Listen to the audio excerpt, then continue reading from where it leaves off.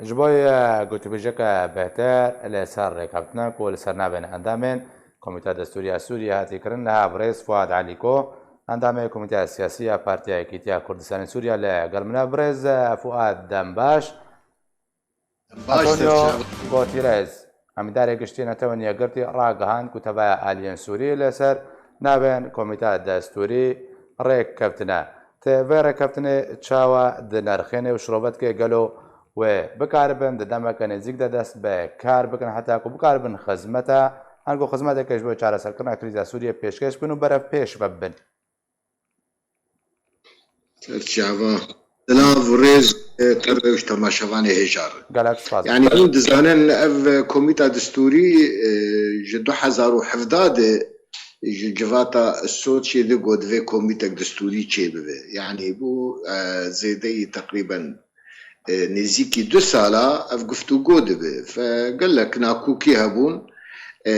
حتى قهاشت ايرو بزور لهفدو كرن طبعا هنا جيوي قال لك ناكوكي بين بيشياوان دباوريا بده اگر امريكا وروسيا جاد بن د پیشخستنا کومیتا دستوری ده و پیش تکوه و نورو به نگهن هفدو و نمتفاهم بن بهفدور او قال لك كلام بين پیشیه و تشتك جي پیش دنا كوه اف بكورتي يعني جبرقه معروفه يعني هاتي خويا كرن يعني كريزا سوري مفتويل جم روسيان و امريكيان اگر افانا قريب بهفدور او الامم المتحده كهرباء كاري خبك و باجي بيدهر و نفدور متفق بن اي يك جوان كاري توجيه سواء بدن ريجيمي او بدن معارضه كاغتا قشي البنغ هي هفدوخه و رولا كوميتا دستوري تنبه هم كارن بيجن حتى كوري كابتن لسر نافا هاتيا كرن امريكا وروسيا جلوباكس بيخسن حتى كو ري كابتن هات راغاندن بيغمان يعني نب في حسانيه ناف هاتن الدانين يعني وند زانن حتى سر نافكي بوجي خلافه وبلكي ما هيك دريش كر يعني ليه وقتها امريكا جيت بيترسون رجوت جو تي اعلام بك نافا راسا روسيا عاز دار نظام جو تقبول بك يعني نورو بنابي يعني تي بيرامت تاليا جواتا داوي مفاوضات دبون وكم ام تشون وي جواتي وكامو دي بستورا خاطر جهدو بخازن مجرجو تو تشاوا دبينه كا افاقي حلا سياسي انا افد وكفي مهيبو 2000 وحفده يعني عين بالضبط في 2 سالي في قوتني تشيبو قو ازل بنده معجزه كيما حلا سوري تشيبو بقو معجزه تشي قو معجزه قد بي امريكا وسوري وروسيا بكين هفتو فوقتها يك وقت بي شخصياك وقت دي مستورة قفي قوتني دبيجي معناوي قال لك تشتازانه وناخذ زيدي فيها ويشروفه بكي فتباور يا مد كوميتا دستوري بروسا ضغط للرجيم كرجبر حتى بري إن يكيجي رجيم قبول نذكر بجارك تقول فيل شامي بي ودفينا بالإشرافات الأمم المتحدة دبي ودبي سروكي لجنة دستوري جمبي أف قوتن قش دقوتن يعني ليه فجأة دفج هرتشتي بردا وقبول كر بفي رنجي فأد بيجم هاجر كاربن روس وامريكا جهاش تبن تصورك او الدستور جيب ماشينا ممكن او مسودا دستور روسي بكن بنجهي والا هاجر ريجيمي ومعارضه ربيج بهلن ودبيج اشخر حواري بكن او نجهن هفدو ابدا باشا برز فؤاد ياك جي مرجن سركي رجيمي اوكو كوميتا دستوري بتاني جوهارتنا دستور سوريا ان هذا بكي اف داخوازو اف شرط رجيمي حتى اشراده كي وسر بقري افجي قبول نبو حتى انا لقور قرارات دولي دو بينجي وشار دفي دستورة كي نه سوري ربيدانين نقوتي يا دستور ريجيمي تعديل بفيد باور يا مدى اويد سياغتك نه بيدانين جو دستور ليه فيتا اللي هنا كي نرماي كربو مبعوث الدولي انه هاجر دستوري انها بالتعديل بكنا دستور نبري هبن إشارة بوسر دستوري 1990 تعديل بفي اف بحاجتي قرارك دولي يدفي وارده فام انها عجله نكن بأوي كا بتشرنجي بماشي يعني حتى انها الياتي وي تنظيمي قال لك جي خويا نبوني يعني لأدبيجم دفان جبرق سرو كي او جي بيدرسون مبعوث دولي إشارة ندان قد خلال فان تشد إينيه بي أو تشيبه اف فترايا جانا حياه مهكي الهفدوروني او دفي مهيدا او هناكي گفتگو بكن لسر الياوي تنظيمي تشكرنا قراري الى اخره قالك لازم بريكوز درباسي اليه بما برسوات خوازم بحثا بجداربونا كوردا د كوميتا دستوري دبكم بري ويجي پیادا هر بريارك جي كوميتا دستوري انگوت سروبن كوميتا دستوري رات كرياش بركو ئەو تێدا نوێنەراتی ناکو نابێوان تێدەنینە دخوازم گوتنەکەتە بیراتە بنبەرە دەمەکێتە گوت و ئەگەر پێدێ بخوازێ بەشداریە ئەنگۆلگەر جواتە ناودەوڵەتی پەیوەندیە بکێ سەراسێ دەربە پێویستە درێ ئەنەکەسێ بەبێ نەها ڕەوشە پێدێ بەرەفچا قارەکی بەچێ دەمان کوش کۆمیتا دەستوریژی هاتیە دوورکردن بلي يعني بيدا جسينة حياة تنزانيا وحياة برازيل الخلكي قرية رازي كرنا بس كاربن يكي جوان درباسكن وما ويش هاجيجو مجو الرياوان لقامش لويه لجم انا كسيه ودفي اللي بورينج انا كسي بخازن وكاربن شراكتيك هربش شيكن انا كسي كاروان بفيدرا نكسيدن ليه مخابن قداري نكرن وان هاجي والله ام قبول ناكن دستوري جي دركف ونشنه قبول ناكن يعني بالونك خلكيه نبخاندنه يعني سبي امريكا بستوب بسكنتي بسكنوا تنكر تشكي بك يعني منطقك غريبة يعني وكأنه واخد شكري أو مع أفبريقي سلاح إيوانا وإجاوي مواجهة مجتمعي دولي قشي بكن والله دستور دركف أم قبولناكن ممكنهم قبولناكن يعني أفقي كنينك هون هفالي خدكن وجاهم باورجي دكن شخوق إنه والله مكارن قرارات الدولي لبن تخن بالنجيخ عيبك أفكسانا وضعك هي هون نزانن هون لكونه حتى إيرو هون نزانن يعني هون لك رجيمين هون لك معارضة يعني حياة 2014 مزانيبه هون منسق بالرجيم حياة تالية 2014 جي بي في كتنا لبي أمريكا إيرو وشخر بكارتين وقت جسمك وظيفي 4 سال هون خدمته جا أمريكا تعاملك سياسي بور نكر وأشكريد بيجي تعامله ما بوان عسكري جبو داعشي بمعنى مهمة وان أذى مهمة وان بداعش خلاص تشتكي موان بهفدور تني أف حقيقتهم زانين هون شرج ملتي وخب زلالير نابيجن باشا بريد يعني اجبرش بردوام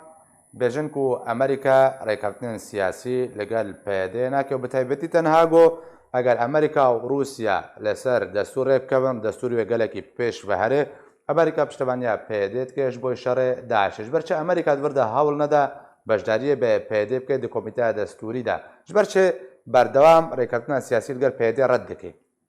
روش زلال فايا اف جوتن برسيفاوي ملتي كرد زاروك ملتي كرد زانن جبو شو منطقة آمنة تشيدوه منش بو رازي كرنا تركاية جيروكا بيادي بشك جبهكاكي اف مصيبت تين سريوي ما ده جاراغو ماغو بيادا خدوري بكاكي بدن بكاكا لجم تركا اوروبا امريكا ايزك ترولستي بكاكا صحاوي كردستانا تركيا ام بيجن نبيجن في تيكل دانا او قراراتي وش قنديل در كيفن امريكا نمستعده بيل مصالحي خوكي تركيا عاجز بكي بكرتي وقتا جيرو بيادا بارتيك سوري بايا بارتيك كردي سوري با او روشاوي نقف بايا جيروك دور ديه اما بالنسبه ما تبرسغري كما بكاكير تننه بكاكا ام يبينن بارتيك كردستانيه صحاوي كردستانا تركيا لبشكلنا الجم غيري ما يأف مشكله ما يبو شد منطقه امنه شدبه تركي دبيجه افانا بكاكينه فنكاريبو خا درخستا بدفد قوت بينما عكس ولو ندقوتن مثلا جميل بايق دو واشنطن بوست دنفيسينه علما سري مطلوبه دەبێژن هەگەرم بخوازن ڕەوشە ڕۆژاوا چارەسەر بڤ و خۆشک بوێت دەبێ بمەر بێدانوستندن يعني بمعنى ام خود يوينه مظاهرات شيء دبن لسيمالكا دبن مرجعيامه قنديله اي راضي به اي نراضي به امريكا سي كساج بكك دبي وانا تيرورستن 12 مليون دخصصينه مظاهرات شيء دبن للجزيره دبيجه تايدا وانا كن دبي وانا ابطال منه يعني اف مساله بيدين نكاري خوش في غريك خلاص كي وحتى اف غريك بيربه او قوة دولي مصالح حيوان بتركاره بيلي ناكنش بوش عفير الشي بيدي بكرتي أفي إجا أوش خورزانن جفي هاي ما قلت مخرجها بيدي بين جمعنا كسي ما كاريبوا الهفدو كربا وقت بيمانا دهوكي وعمل سرم الشيابانا حتى إيرو اوی گاوک دنبایا اوی ولو نگوتانا کسی ما يقشا قوتبا اما ام افن تو علاقه بيدي بكاكي تنفا اموان حليفه يفدون وام بهفدور جي كاردكن وبارتيك سوري وبيمانا مهي وكسي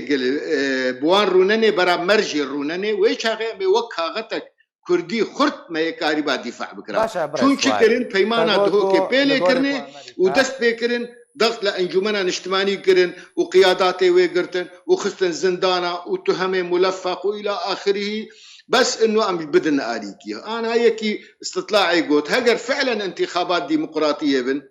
بيدي حتى ايرو نكاردنا في كرداد سريسه دي بيستابينه ليه وك مثلا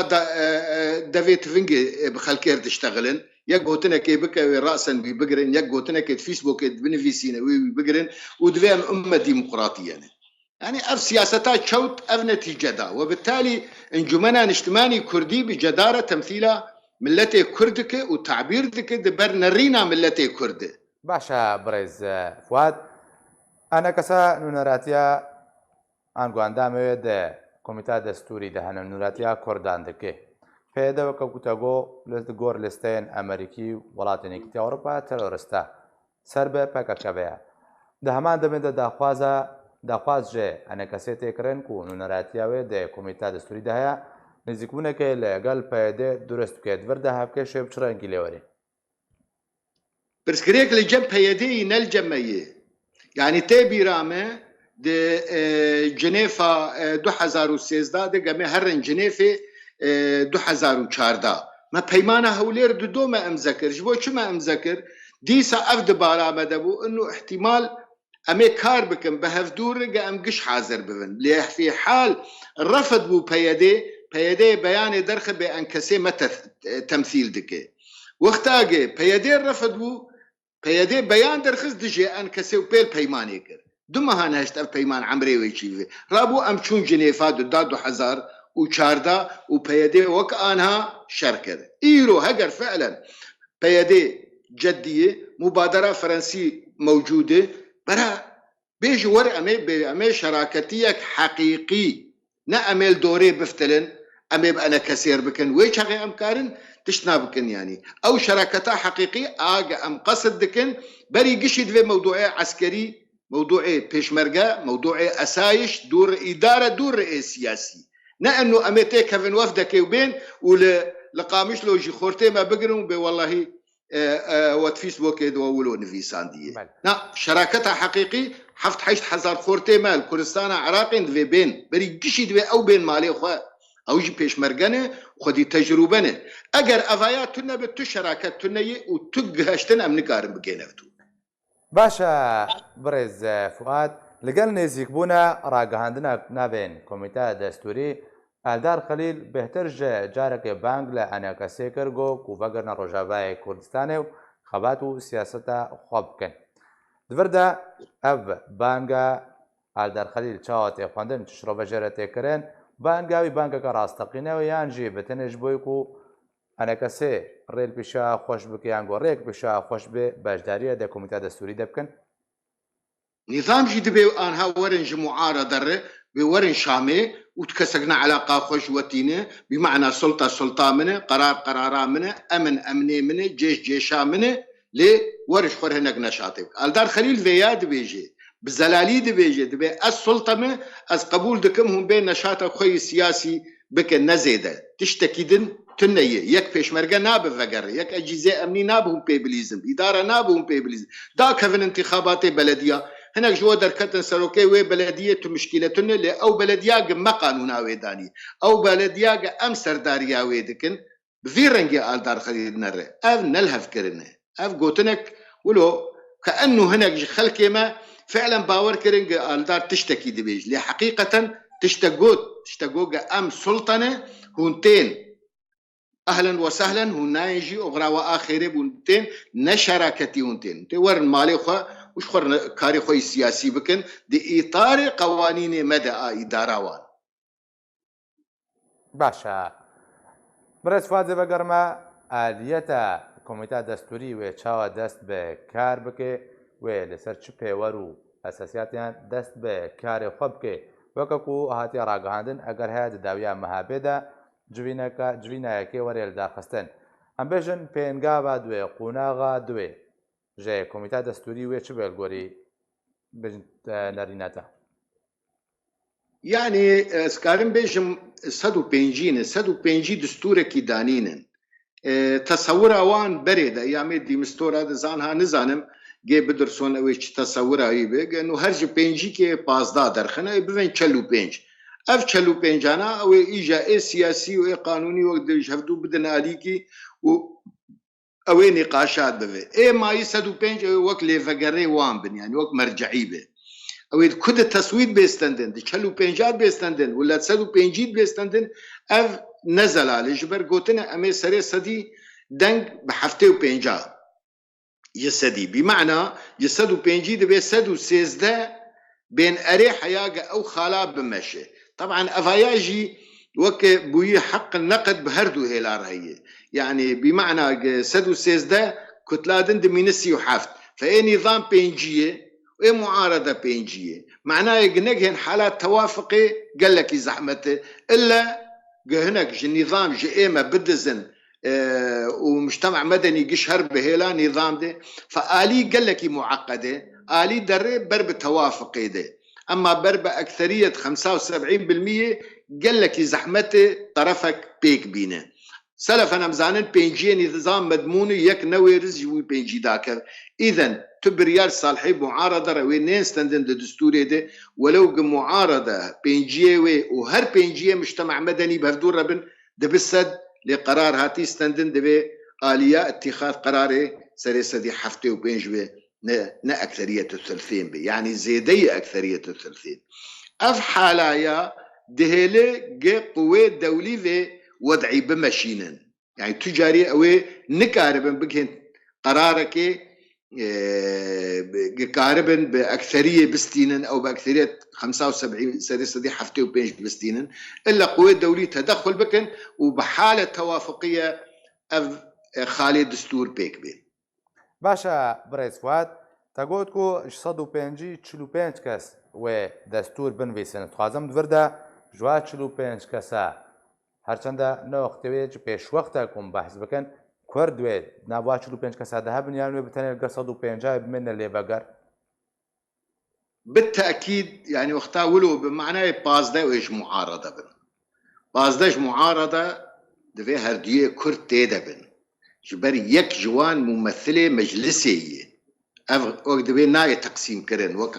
عدد أولية يعني ناي برشا كرن نيف حبيبي بن يك اويش مجلسي جوان بازدا بحكما دمينه ايجا بارا ائتلافي